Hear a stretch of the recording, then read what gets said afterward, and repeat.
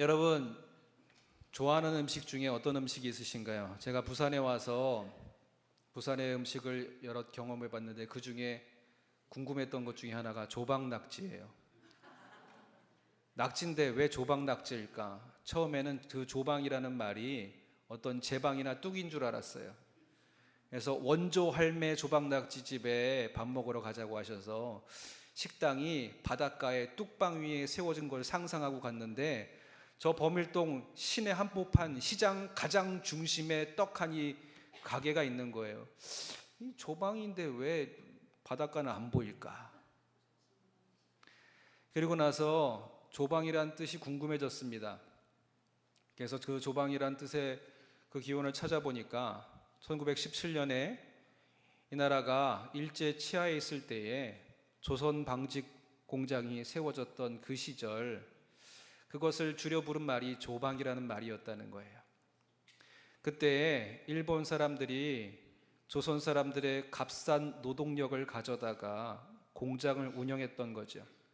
근데 그 시대에 전해오는 안타까운 현실을 보면 그때의 한국인 노동자들은 하루 14시간 이상의 강도 높은 노동을 담당해야 됐다는 거예요.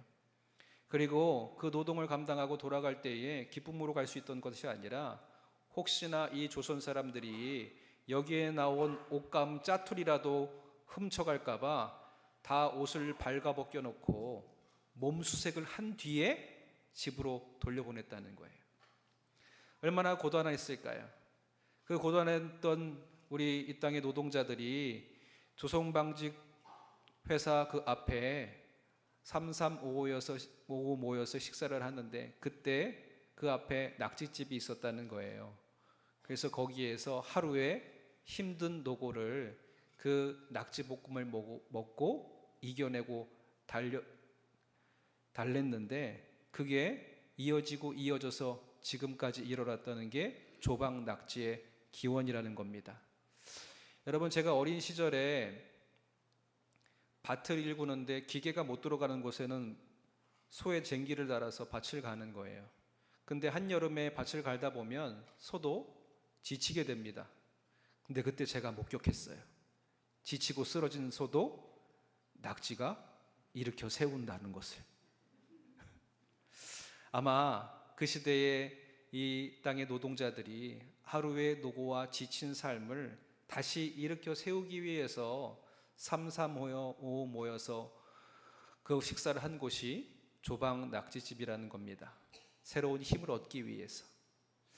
여러분, 오늘 우리 믿는 사람들은 낙지를 먹든 먹지 않든 성령의 역사하심을 통해 새로운 힘을 얻게 되는 줄 믿습니다.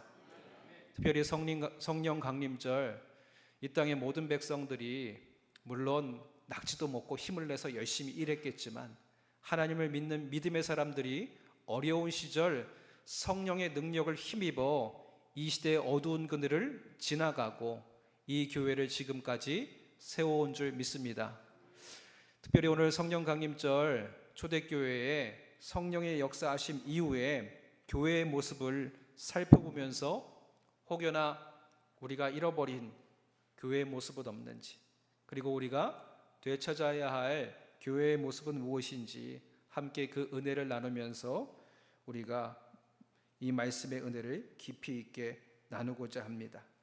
주님께서도 우리에게 명령하셨죠. 요한복음 14장 16절에 주님께서 승천하시면서 십자가에 달리기 전날 마지막에 만찬하시면서 제자들에게 말씀하십니다. 내가 아버지께 구하겠으니 그가 또 다른 보혜사를 너희에게 주사 영원토록 너희와 함께 있게 하리니. 아멘. 하나님께서 우리에게 우리의 연약함을 도우시도록 보혜사 성령님을 붙여줄 수 있도록 구하셨다는 거예요. 그렇게 허락하신 보혜사 성령님이 오순절 마가의 다락방에 임해서 120명도의 성도들이 기도할 때에 각 사람의 머리 위에 임하게 됩니다. 그리고 예수 그리스도를 믿고 회개함으로 나아간 이들의 성령을 받은 은혜를 이루게 되지요. 이전까지는 부족하고 연약하고 예수님의 제자들이란 자가 영 탐탁하지 못한 모습을 보였는데 예수님이 승천하시고 성령의 역사하심을 받은 이후부터 제자다운, 아니 사도다운 모습을 살아내는 것을 우리가 보게 됩니다. 그리고 성령의 은혜가 가득한 초대교회의 역사가 시작되는 거지요. 여러분, 그 초대교회의 아름다운 모습 다시 한번 살피면서 우리 교회가 어떻게 세워가야 할지 그 앞으로의 걸음을 함께 걸어가게 되시기를 주님의 이름으로 축원드립니다. 첫 번째로 성령의 역사하심이 온 교회에 임할 때에 하나 되는 은혜를 누리게 되었다는 거예요. 하나 되는 은혜. 42절에 보니까 사도의 가르침을 받아 서로 교제하고 떡을 떼며 오로지 기도하기를 힘쓴다 하였습니다. 사도의 가르침은 무엇이었을까요? 우리가 읽진 않았지만 2장 38절에 보면 바로 회개하고 세례를 받고 죄사함을 받아 성령을 선물로 받으라. 그리고 이 패역한 세대에서 구원을 받으라는 가르침이었습니다. 이를 위해 교제하고 함께 나누고 기도해야 한다는 것이지요. 여러분, 함께 기도하는 것은 하나님과의 교제를 통해서 한 가지 뜻을 받게 되는 것인 줄 믿습니다. 여러분, 오늘 우리가 예배 가운데 사도신경으로 우리의 믿음을 고백했지요. 그 사도신경의 믿음의 고백에는 성령님을 믿는다는 고백에 이어서 곧바로 유일하고 거룩한 보편교회와 성도의 교제를 믿는다는 고백이 이어집니다. 왜냐하면 우리가 성령님을 통해서 새로운 공동체가 형성되고 성도가 세례를 받아 한 몸이 되기 때문입니다. 고린도전서 12장 13절에 사도 바울이 고백하지요. 우리가 유대인이나 헬라인이나 종이나 자유인이나 다 한 성령으로 세례를 받아 한 몸이 되었고 또 다 한 성령을 마시게 하셨느니라.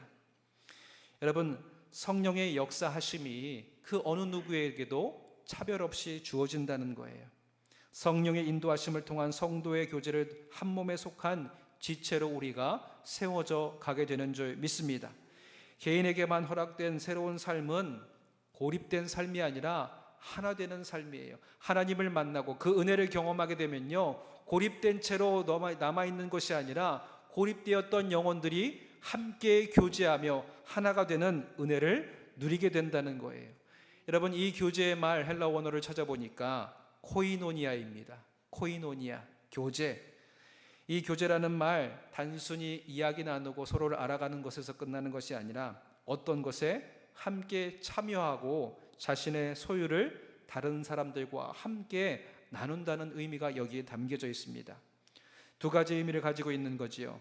그리스도와 관련된 이 두 가지 의미, 그러니까 그리스도와 그분의 은혜에 함께 참여하는 삶으로 하나 되고, 둘째로는 그리스도께서 우리 각자에게 나누어 주신 것을 동료 우리의 성도들과 함께 나누는 삶으로 교제하는 것을 뜻합니다.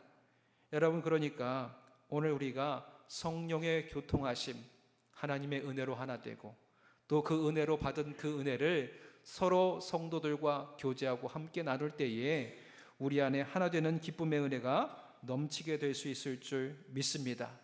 그래서 바울도 고린도 후서를 마무리하면서 그 교회를 축복하며 이렇게 전해요. 주 예수 그리스도의 은혜와 하나님의 사랑과 성령의 교통하심이 너희 무리와 함께 있을지어다. 여러분, 이게 교회의 온전한 모습이라는 거예요. 그리스도의 은혜가 넘치고 하나님의 사랑이 넘치고 이로 인해서 성도의 교제가 풍성하게 살아 숨쉬는 교회, 이게 우리가 회복해야 할 교회의 모습일 줄 믿습니다. 여러분, 성령의 교통하심은요, 내주하시는 성령의 역사하심을 통해서 이루어지는 거예요.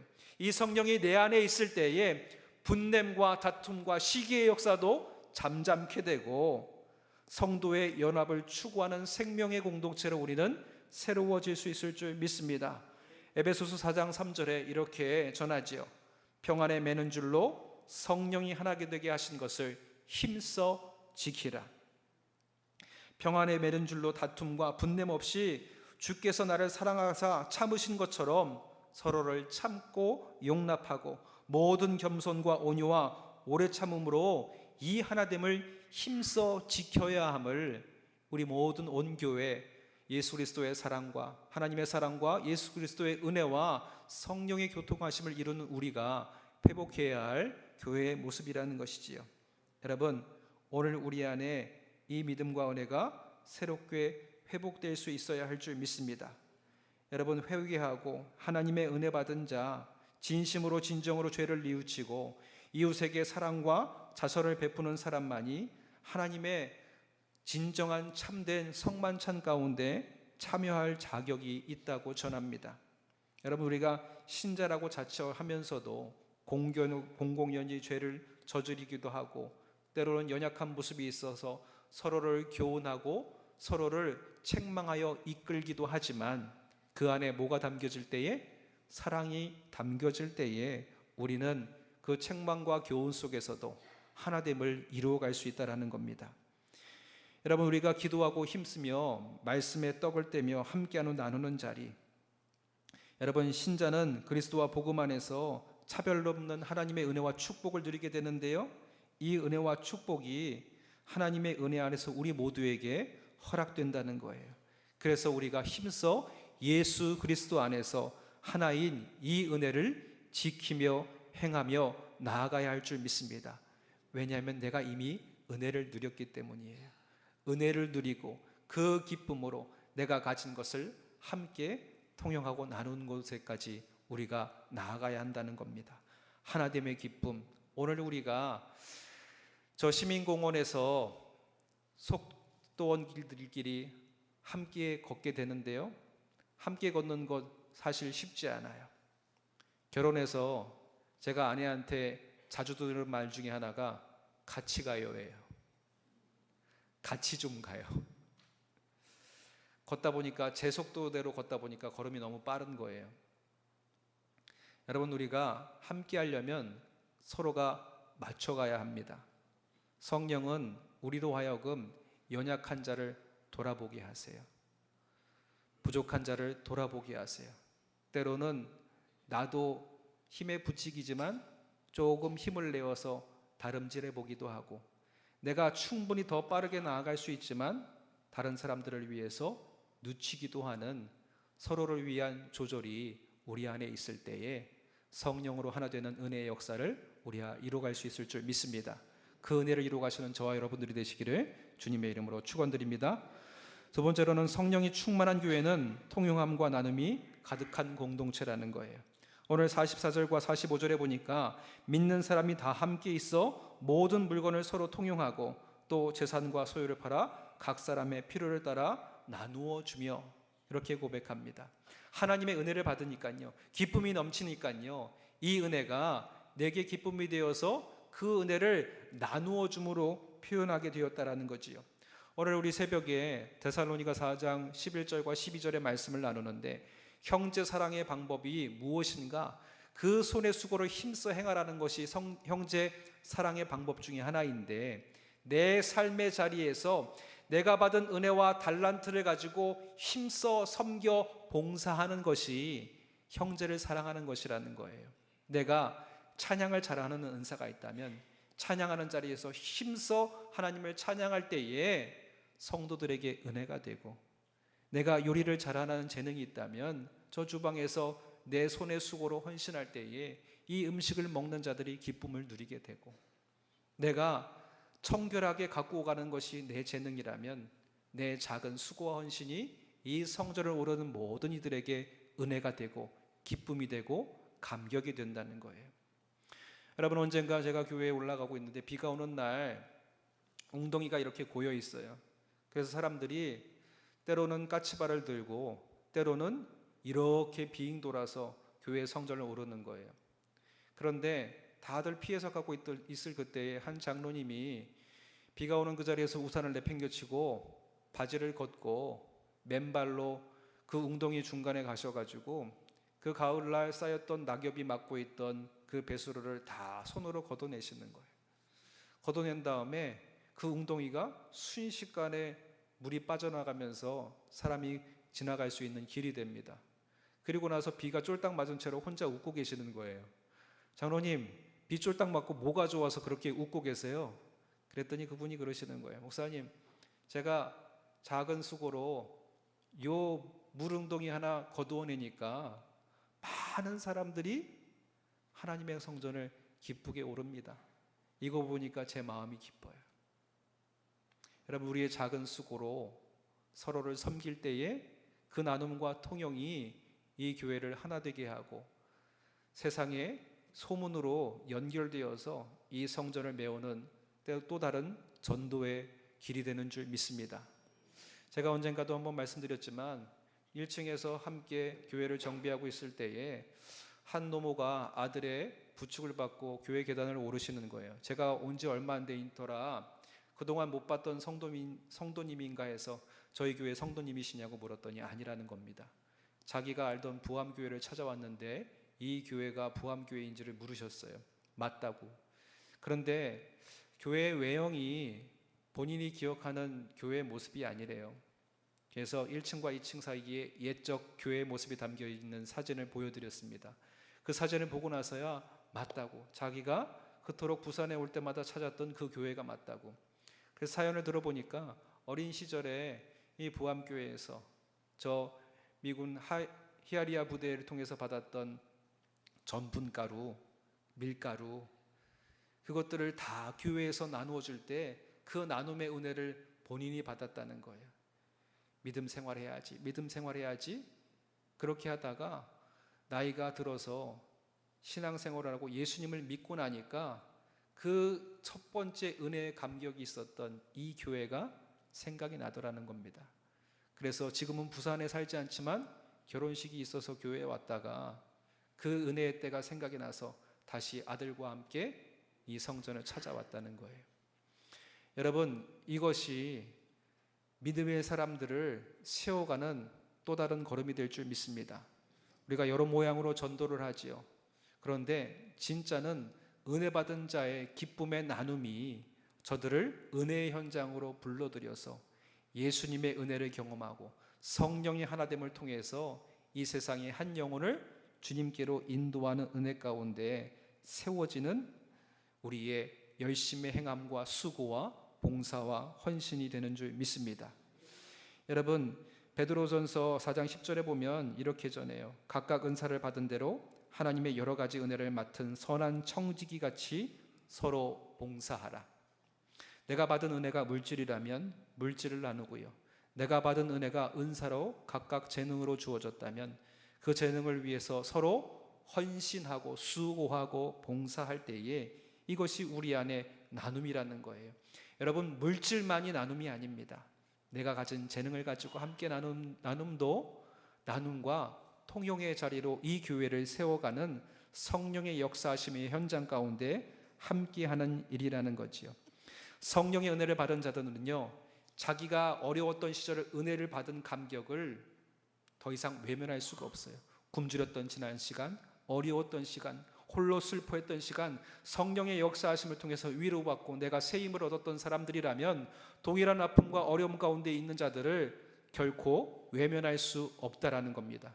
성령의 역사하심을 받은 저와 여러분들이 동일한 심령으로 어려워하고 있는 이들, 내가 받은 은혜대로 섬길 때에 이 교회는 하나 되고 더 큰 은혜대로 새로운 생명을 주님께로 인도할 수 있는 기쁨이 우리 안에 넘치게 될 수 있을 줄 믿습니다. 그런데 여러분, 우리가 여기에서 주의해야 할 게 뭐냐면 서로의 은사나 가진 것과 재능을 자랑할 것이 아니라는 거예요. 그래서 고린도전서 14장 40절에 바울은 이렇게 전합니다. 모든 것을 품위 있게 하고 질서 있게 행하라. 어떤 목사님이 방언을 못한다고 고민하는 거예요.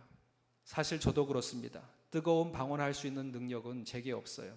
그런데 이게 부족함이 아니라 방언을 할 수 있는 능력이 있는 자, 또 누군가는 선지자로, 누군가는 사도로, 누군가는 교사로, 누군가는 병 고치는 은사와 서로 돕는 것과 다스리는 것과 각종 방언을 말하는 것으로 하나님이 서로 각기 다른 은사를 주셨다고 얘기해요. 방언하는 자가 방언 못하는 자를 폄하하는 것이 아니라, 가진 자가 못 가진 자를 폄하하는 것이 아니라, 이것이 하나 될 때에 우리가 온전해질 수 있음을, 한 몸이 되어 한 지체로 섬겨야 함을 우리가 하나 되어 이루어야 할 줄 믿습니다. 그래서 품위 있고 질서 있게 각각 은사를 받은 대로 서로 힘써 봉사하면서 나눔의 기쁨을, 그 나눔의 기쁨을 통해서 이 나라 부산에 특별히 부암교회가 귀한 은혜의 소문으로 펼쳐져 가는데 저와 여러분들이 그 행함의 기쁨이 넘치게 되시기를 주님의 이름으로 축원드립니다. 마지막으로 성령이 충만한 공동체는요, 모이기에 힘쓰는 공동체라는 거예요. 모이기에 힘쓰는 공동체. 46절에 보니까 날마다 마음을 같이하여 성전에 모이기를 힘쓰고 집에서 떡을 떼며 기쁨과 순전한 마음으로 음식을 먹고, 그렇게 얘기합니다. 여러분, 기쁨을 누리는 것, 그리스도의 제자들에게 부여된 성령의 은사와 그 역할과 기능을 충분히 발휘하려면 어떤 형태로든 성도의 교제가 이루어져야 된다는 거예요. 특별히 우리 교회 안에 속회가 그 기능을 감당하고 있는 줄 믿습니다. 은혜와 교제가 있는 자리, 바로 속회라는 거예요. 여러분, 그런데 특별히 성전에 모이기를 힘쓰고 집에서 떡을 떼며 기쁨과 순전한 마음으로 음식을 먹는 것을 말합니다. 왜 이걸 얘기할까요?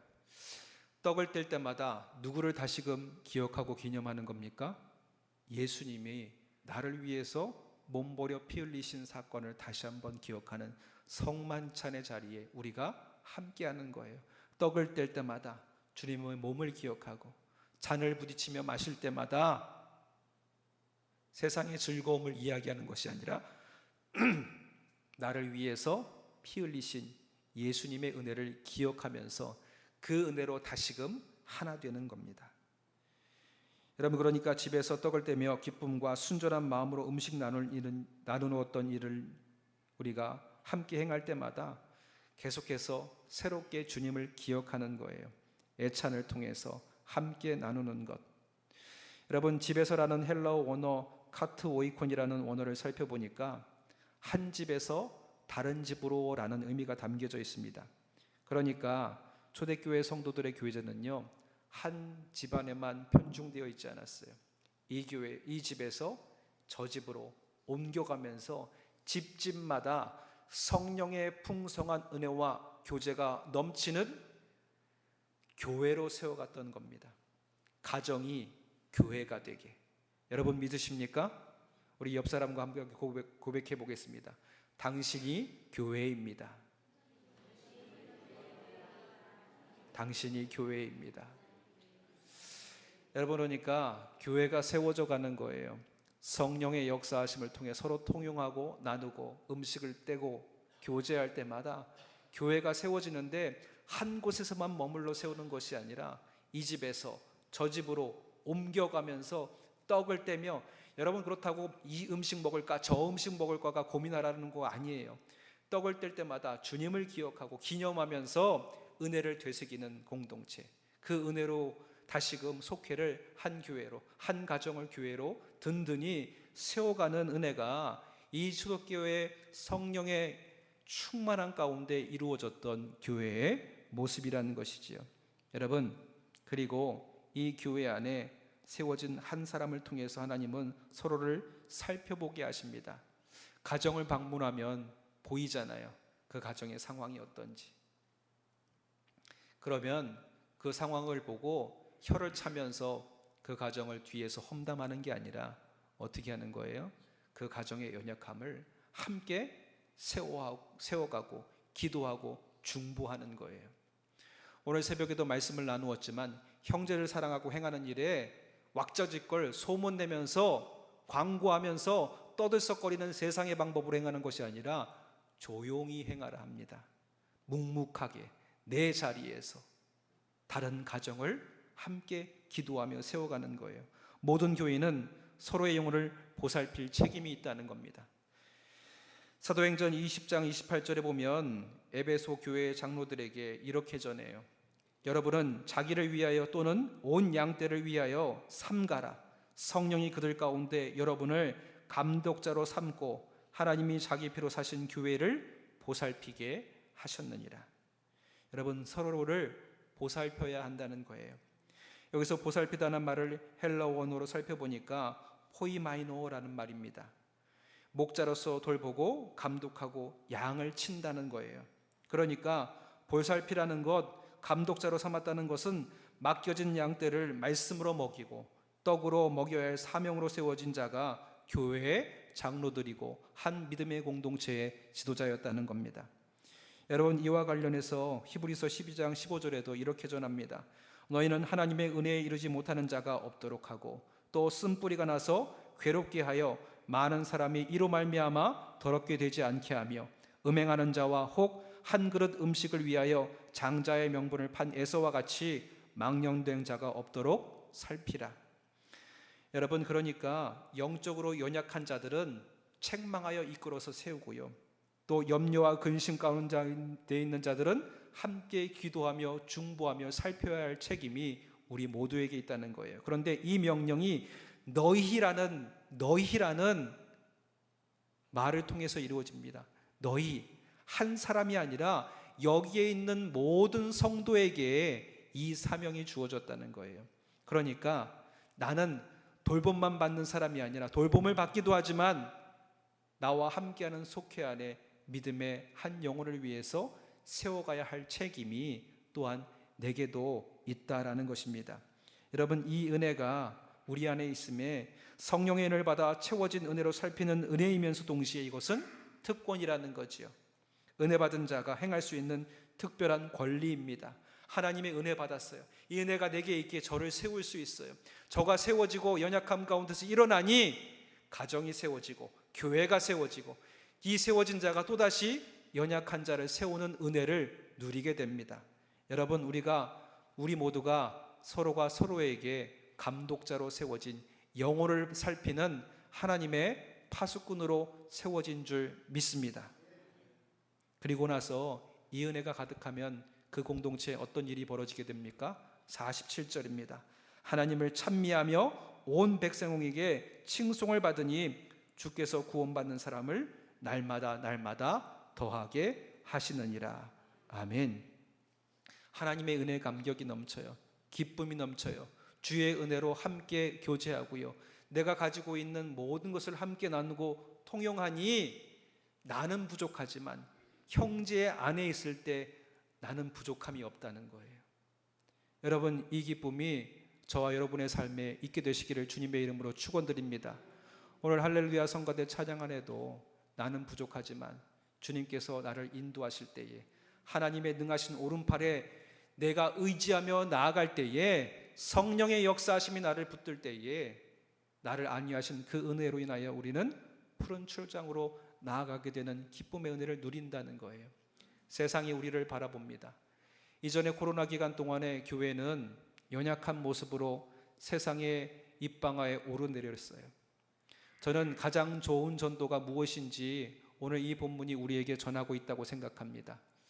여러분, 우리가 성령이 충만하여서 그 은혜로 행하고 서로를 세울 때에, 또 각자가 받은 은혜와 은사대로 서로를 섬기고 봉사할 때에 이 교회는 하나 되고 또 그 은혜로 나누게 되고 또 기쁨이 우리 안에 넘쳐서 성령이 충만한 교회로 모이게 되는 기쁨이 우리 안에 있게 될 줄 믿습니다.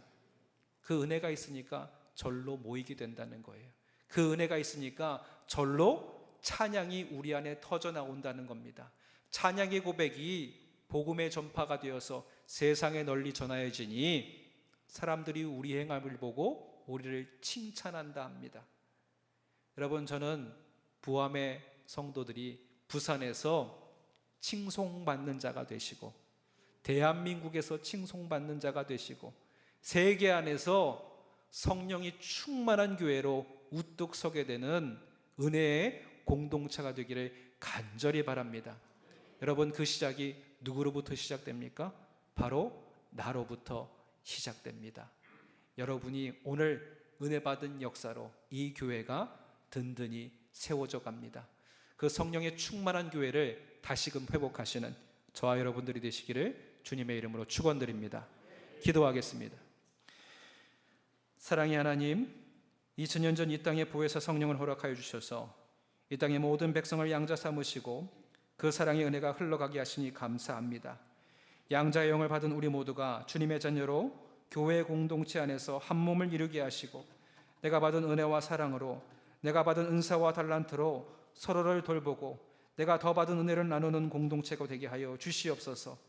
또한 우리 모두를 서로를 살피는 영혼의 감독자로 세워줬음을 기억하게 하여 주셔서 주님이 나를 세워주신 성령의 충만함과 십자가 사랑으로 또 누군가를 세우고 채워가는 아름다운 공동체, 성령이 충만하여 구원받은 자가 날로 더해지는 은혜의 공동체가 되게 하여 주시옵소서.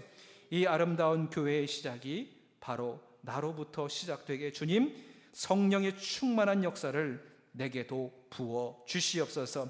그 은혜를 허락하실 것을 믿사오며 감사드리며 예수님의 이름으로 기도드렸사옵나이다. 아멘.